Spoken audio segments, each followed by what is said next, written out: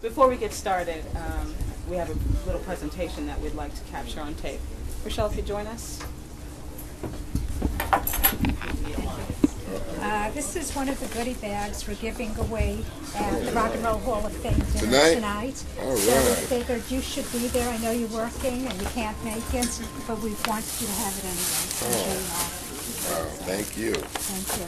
You spoke so eloquently today about, this really being about Grandmaster Flash and the Furious Five, but really the, stab at the meat of it.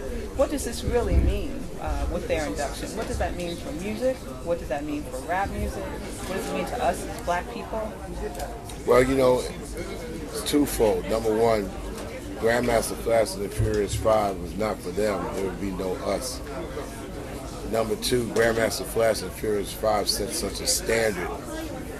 It's the nerve and audacity of the history makers to not include them into the dialogue of young people that think they know hip-hop or love hip-hop today. I mean, if you say the Beatles and it comes rumbling out of the mouth of rock and rollers, then Grandmaster Flash and the Furious Five and Run DMC should roll in the same way.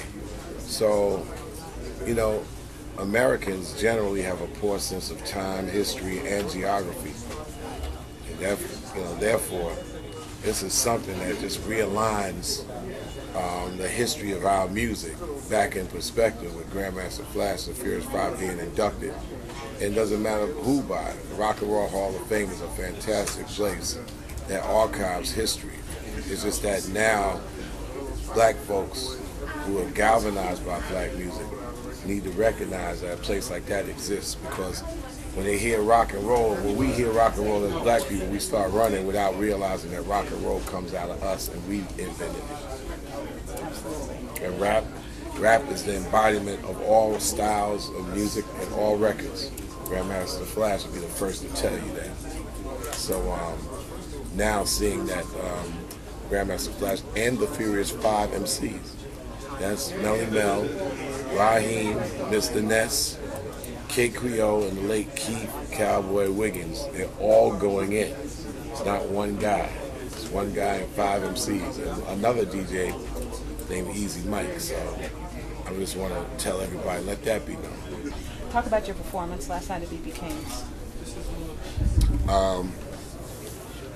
The more, it's almost like Public Enemy is like, well, number one, our show is like Rage Against the Machine meets The Roots meets Run DMC.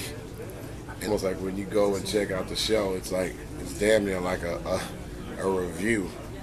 Where it damn near sometimes it feels like I'm Dean Martin and Flavor is Jerry Lewis. I mean, it's revolution, it's roots, it's rock, it's rage, it's humor, it's everything rolled into one. And it extols a lot of energy, which is good. Got 16, 17 albums in, a couple other tracks, 2 books, television appearances. So you've acted. What's next for you? I don't really care about criticism on taking challenges that seem difficult. I like to take on the most difficult, ugly moves, and I'll see where it goes. So my thing, I have a 5-year plan, and it has a lot of things that look like they make sense, and a lot of things that look like they don't make sense. But here we go with Chuck being crazy and trying it as usual. All right, that's a great place to put the period. Thank you so much. Thank you. It's always a pleasure. It's a pleasure. Okay, thank you.